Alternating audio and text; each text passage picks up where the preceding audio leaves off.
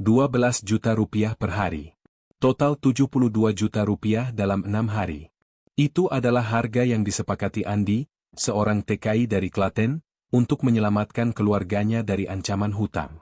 Kontraknya jelas, menjadi suami pura-pura bagi Helena von Kessler, seorang janda kaya Berlin, demi warisan dan pertarungan kelas. Namun, saat Helena, di tengah dinginnya malam Berlin, berbisik, kadang kesepian itu lebih menyakitkan dari kemiskinan, hati Andi mulai goyah.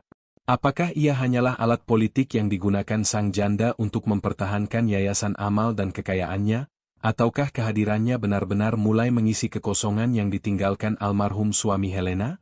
Ancaman Herr Klaus, sang auditor keluarga, mengintai. Jika sandiwara ini terbongkar, Andi tidak hanya kehilangan uang, tetapi juga menyeret Helena ke dalam masalah hukum serius. Ketika Helena di hari terakhir membuka kotak cincin perak, bukan cincin kawin, dan mengatakan, "Ini bukan lamaran, Andi. Ini hanya harapan," apa yang harus Andi pilih? Kembali ke Indonesia dengan 72 juta di tangan, atau menerima tawaran untuk tinggal sebagai pasangan sejati yang lahir dari sebuah kebohongan? Ikuti kisah ini dari bab 1 untuk mengetahui jawabannya. Berlin, di bawah langit musim gugur yang kelabu, terasa dingin dan asing bagi Andi. Pria berusia 29 tahun dari Klaten itu, seorang tenaga kerja Indonesia yang bekerja di sebuah restoran sederhana, hidupnya adalah kalkulasi harian, berapa euro yang tersisa setelah ia kirimkan ke rumah. Ia merantau bukan hanya demi menafkahi keluarga, itu hanya setengah cerita. Rahasia berlapisnya adalah beban berat, ayahnya tanpa sengaja terjerat hutang pada rentenir lokal akibat penipuan kecil yang kini mengancam keamanan mereka. Andi memerlukan uang sebesar 72 juta rupiah, angka yang mustahil didapatkan dari upah bulanan. Hutang itu adalah tujuan tunggalnya, motivasi inti yang menghancurkan semua romantisme hidup.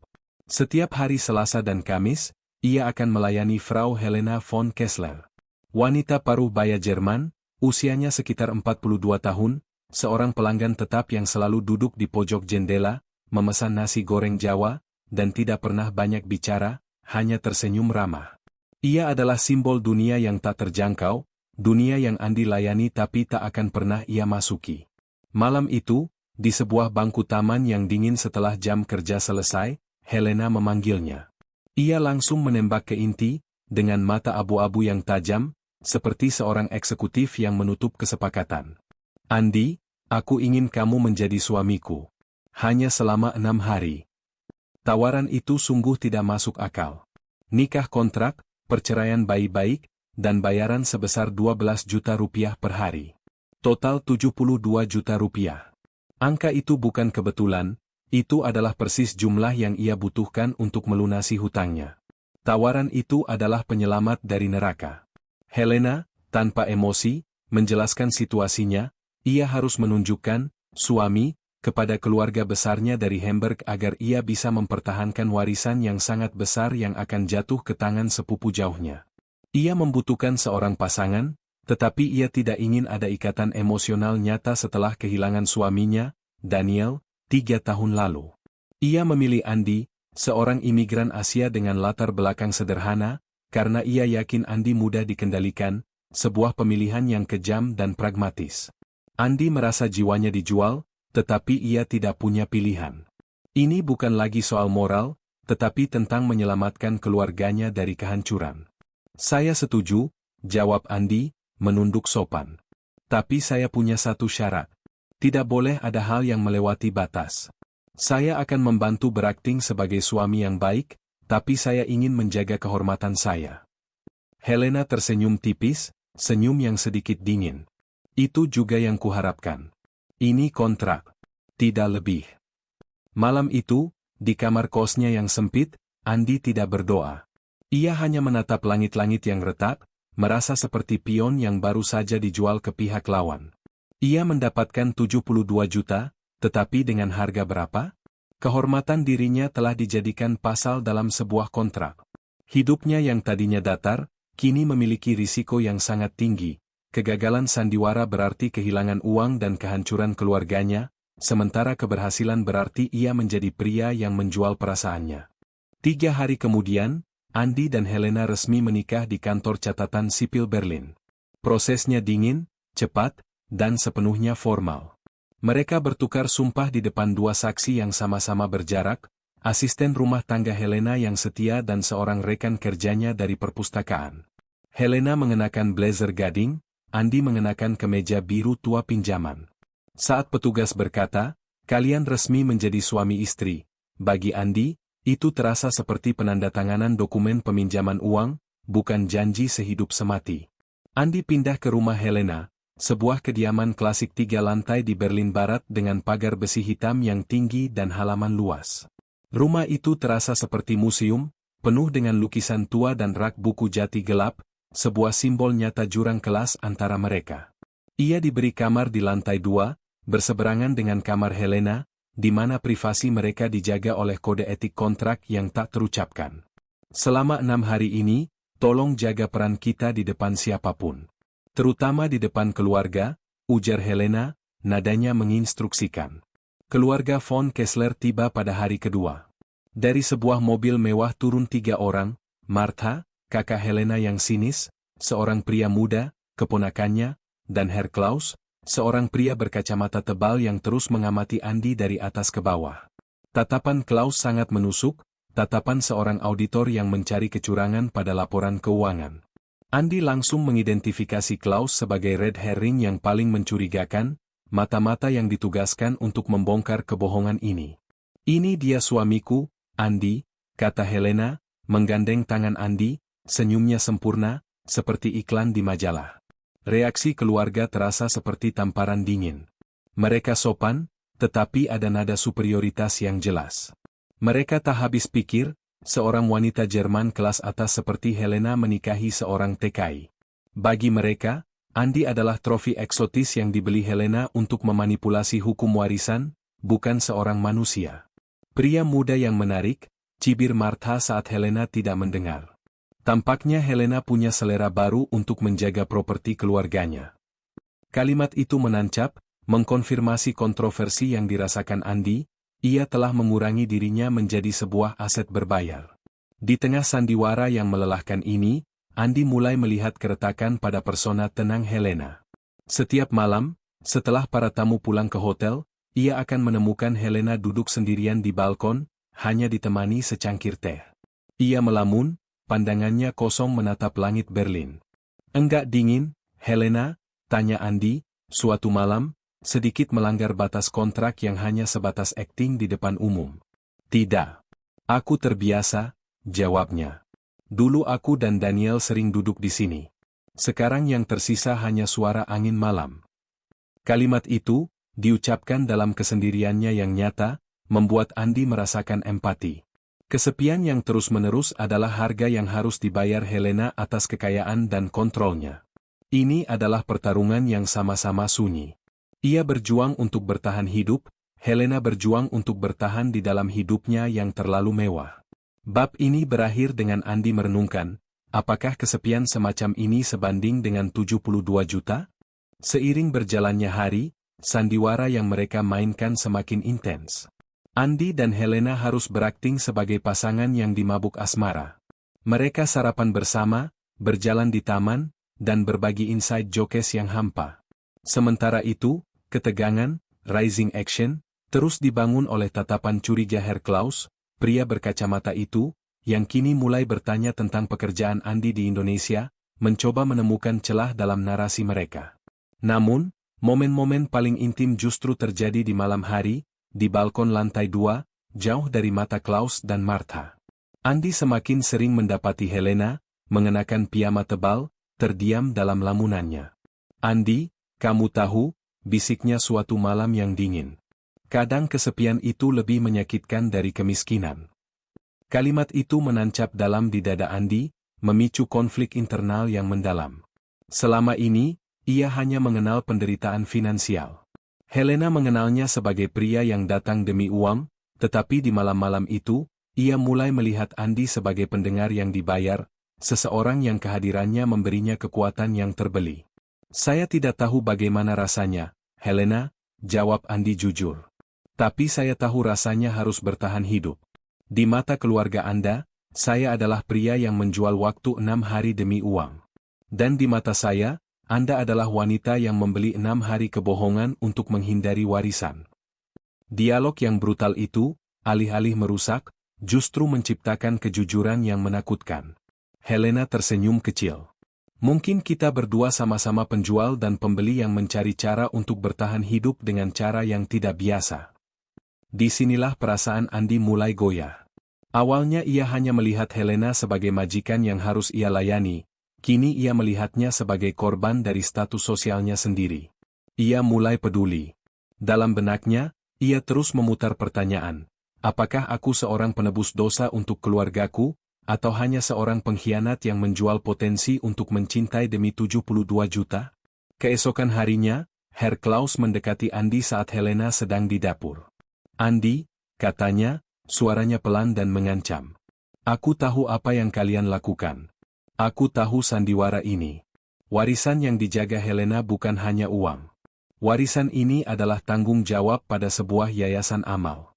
Jika ia menikah dengan seseorang yang tidak sederajat, ada pasal hukum yang memungkinkanku menuntutnya karena penyalahgunaan status.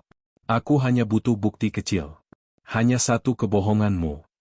Pengungkapan kecil dari Klaus ini meningkatkan risiko, stakes, secara eksponensial. Ini bukan lagi soal uang 72 juta bagi Andi, tetapi soal kehormatan, dan sekarang, ancaman hukum bagi Helena. Subplot red herring ini telah menjadi ancaman nyata. Andi menyadari, keberhasilannya untuk mendapatkan uang dan menyelamatkan keluarganya kini sangat bergantung pada sejauh mana ia bisa melindungi Helena dari keluarganya sendiri. Di penghujung bab ini, ia tahu ia telah melewati batas kontrak, tetapi ia tidak ingin menarik diri. Hari kelima. Hari yang dingin namun cerah. Helena meminta Andi menemaninya ke danau kecil dekat rumah, tempat yang dulu sering ia kunjungi bersama almarhum suaminya, Daniel. Aku ingin mengingat sekaligus melupakan, bisiknya, matanya memandang jauh ke depan. Tapi bukan sendirian. Mereka tiba di danau yang sunyi, dikelilingi pohon pinus, airnya bening seperti kaca. Mereka duduk di bangku kayu tua. Helena memulai ceritanya tentang Daniel, tentang bagaimana suaminya meninggal 2 tahun lalu karena kanker pankreas, meninggalkan sebuah kekosongan yang tidak terisi. Ia menangis, tetapi kali ini air matanya terasa lebih tulus, bukan hanya bagian dari perannya sebagai janda menyedihkan di depan keluarga. Andi, untuk pertama kalinya, mengulurkan tangan. Ia menggenggam jemari Helena yang dingin. Saya mungkin datang ke hidupmu karena kontrak, Helena. Tapi hari ini, saya di sini dan saya akan duduk di sampingmu selama kamu butuh. Momen empati yang tulus itu membuka pintu bagi pengungkapan warisan yang kontroversi. Helena membuka kotak kayu kecil, berisi abu kremasi Daniel. Sambil menaburkan abu itu ke danau, ia akhirnya mengungkapkan inti dari tekanan keluarganya. Warisan ini, Andi, bernilai sangat besar, ratusan juta euro, katanya pelan. Tapi itu datang dengan klausa yang mengerikan. Daniel dan ayahnya adalah pendiri dari sebuah yayasan yang memberikan beasiswa kepada anak-anak imigran, seperti kamu. Keluargaku, terutama Klaus, selalu menentang yayasan ini. Klaus menuntut agar warisan dialihkan karena aku tidak menikah dengan pria yang memiliki status sosial setara dengan Daniel. Tapi bukan itu intinya. Jika warisan dialihkan, Klaus akan membubarkan yayasan itu. Tujuan utamaku menyewa kamu adalah untuk mempertahankan aset dan menyelamatkan beasiswa bagi ribuan anak. Aku menggunakan kamu, seorang imigran, untuk mengalahkan mereka yang membenci imigran. Aku menjadikan kamu sebuah simbol perlawanan. Kebenaran yang kontroversi itu mengejutkan Andi. Dia bukanlah aset murahan, melainkan alat politik dalam perang kelas dan ideologi. Ia merasa jijik karena dimanipulasi, tetapi pada saat yang sama, ia melihat nilai yang lebih besar dari 72 juta rupiahnya. Kamu datang karena alasan praktis, uang, kontrak, kata Helena, menoleh padanya. Tapi kehadiranmu ternyata lebih dari itu. Kamu membuatku kuat. Dan karena kamu sudah tahu semuanya, ada satu hal lagi yang harus kamu dengar. Dalam perjalanan pulang, saat mobil melaju di jalanan Berlin yang gelap, Helena menoleh. Andi, besok adalah hari terakhir, katanya. Kalau aku bilang aku tidak ingin kamu pergi, apa kamu percaya? Andi tercekak, menoleh cepat. Maksudmu? Aku tidak tahu sejak kapan, tapi selama beberapa hari ini, aku merasa kamu bukan hanya suami kontrak. Kamu mulai mengisi ruang yang lama kosong. Besok malam, sebelum kamu pergi, aku akan membisikkan sesuatu. Sesuatu yang kupendam, sesuatu yang kuperhitungkan sejak hari pertama. Pagi hari ke-6 terasa dingin dan sunyi. Hari terakhir. Di ruang makan, Helena terlihat tenang, tetapi mata abu-abunya tampak lebih dalam, lebih serius. Pagi, Andi, sapanya. Hari terakhir selalu penuh pertanyaan. Siangnya, mereka menghabiskan waktu di taman kota, sebuah upaya terakhir untuk menciptakan kenangan yang harusnya palsu, tetapi kini terasa otentik. Helena membelikannya gelang kulit, sebuah benda yang dia sebut sebagai pengingat. Andi merasakan ketakutan yang aneh. Ia tidak lagi takut kehilangan uang, tetapi takut kehilangan kenyamanan yang tidak dibayar yang ia temukan di sisi Helena. Malam harinya, meja makan disiapkan dengan lilin dan hidangan spesial. Ini adalah makan malam perpisahan. Setelah makan, mereka duduk di ruang tengah. Helena mengambil 2 cangkir teh dan meletakkan sebuah kotak kecil berwarna coklat tua di meja. Andi, suaranya mulai bergetar, memecahkan keheningan. Aku harus jujur. Sebelum aku bertemu kamu, aku benar-benar merasa kosong. Aku memilih kamu karena kamu aman. Kamu adalah orang asing yang bisa aku kendalikan dan singkirkan. Aku menggunakan kontrak ini untuk menguji diriku. Untuk melihat apakah aku masih bisa merasakan sesuatu setelah Daniel pergi. Kamu adalah subjek eksperimen emosionalku. Kontroversi klimaks terungkap. Andi menatapnya, merasa marah dan patah hati pada saat yang sama. Jadi, itu semua adalah uji coba. Uang 72 juta itu adalah harga dari partisipasinya dalam eksperimen kesepian Helena. Helena membuka kotak itu, memperlihatkan cincin perak sederhana. Ini bukan lamaran, Andi. Ini adalah harapan. Jika aku berkata, aku ingin kamu tetap di sini. Bukan sebagai suami kontrak, bukan sebagai subjek eksperimen, tetapi sebagai seseorang yang aku pilih setelah aku sembuh, apa kamu bersedia? Andi menunduk. Seluruh rahasia berlapisnya mendesak keluar. Saya datang ke sini demi uang. Saya harus bayar hutang yang membuat keluarga saya terancam. Tapi kini hutang itu bisa saya lunasi, dan saya masih bisa pergi. Tapi saya tidak ingin pergi. Helena menatapnya, air matanya mulai jatuh. Bisikan yang ingin ku dengar, Andi memegang tangannya, menatap lekat-lekat. Helena, saya ingin tinggal karena saya merasa pulang. Helena menutup mulutnya dengan tangan, air mata mengalir deras. Ia memeluk Andi erat.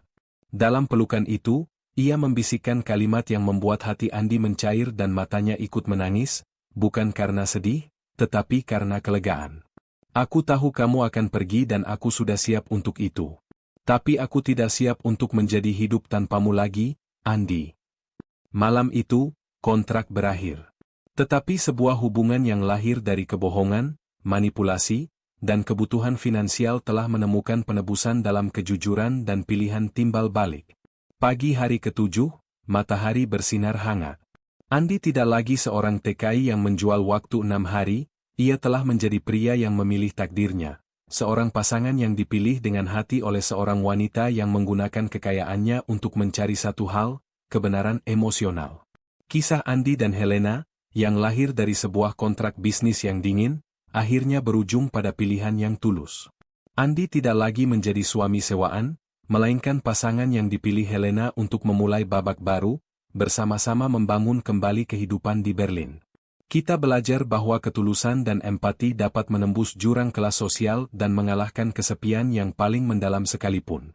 Hikmah terbesar di sini adalah bahwa uang dapat membeli waktu, tetapi tidak pernah bisa membeli perasaan, dan terkadang, untuk menemukan cinta sejati, kita harus berani menjual kejujuran diri demi sebuah harapan.